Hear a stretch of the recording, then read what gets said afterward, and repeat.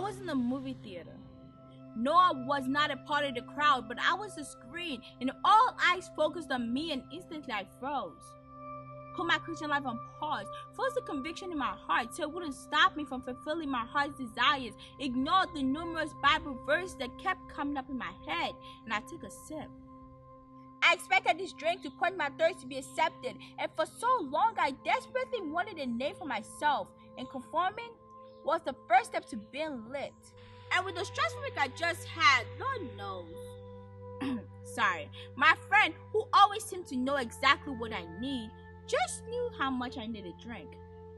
And as you know, Thirsty Thursdays demanded I have a drink. I mean, how else was I supposed to turn up?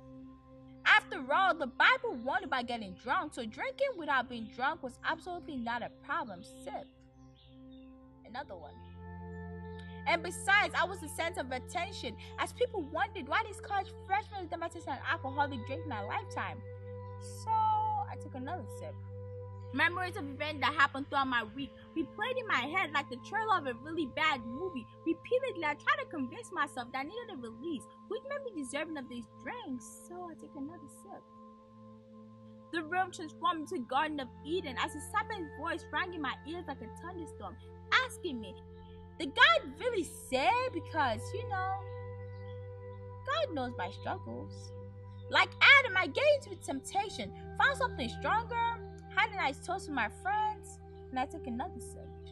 Also, the fruit of the Spirit is self-control, which means I have the power to stop whenever I want.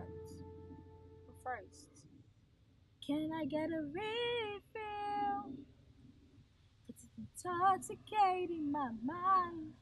I don't know how much is too much anymore. But wait a minute. Did I ever? See, what I forgot was that sin is death, making me cold to the very thing that was supposed to bring me life. This death also brought along with the darkness, making it impossible to see the glory of God. So all I could do was touch the closest thing to me, causing me to stumble. Don't you see it? In our quest for fun, we become corpses. No wonder we find ourselves in death situations and cemeteries, surrounded by those who do the same thing as us, dead in sin, and lost the fragrance of true life. I conform to the ways and pattern of a typical college student, forgetting that I'm the light of the world, which means I'm meant to stand out. I was sent here to increase others' knowledge about God, but so far, the only thing being increased is my knowledge of why Fireball is best and why Hennessy is whack. I continued drinking because I didn't feel drunk, forgetting that my body is the temple of the Holy Spirit, which means I simply cannot allow anything unclean into it. Suddenly, like lightning, conviction struck me.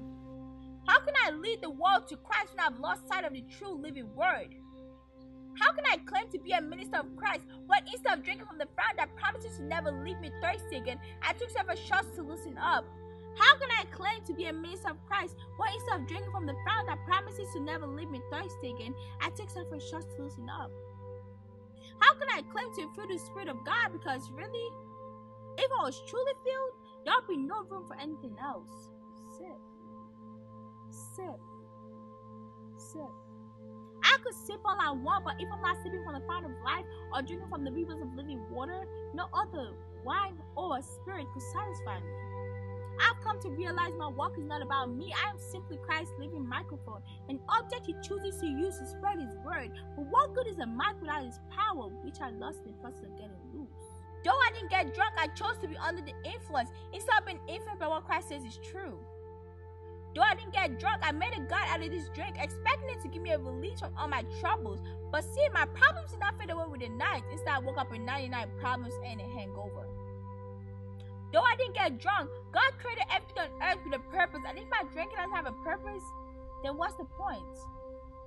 Though I didn't get drunk, I acted as a stumbling block to my fellow brother or sister in Christ who could have been struggling with the same issue. Though I didn't get drunk, I missed the fact that real self-control was saying no when offered the first drink. Though I didn't get drunk, all things are lawful to me, but not all things are beneficial, and drinking was neither beneficial nor glorifying Christ. Though I didn't get drunk, I took a bite of the forbidden apple, disobeying the very same God who placed me in this garden, now known as my lovely HBCU.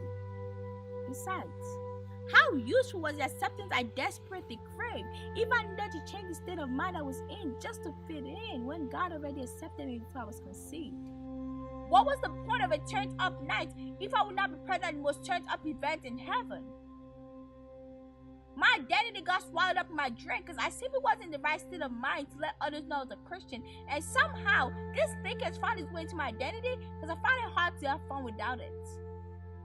The Spirit of the Lord lives on the inside of me. Therefore, every other spirit is of no use, but I simply stumbling blocks to this walk I chose to embark upon.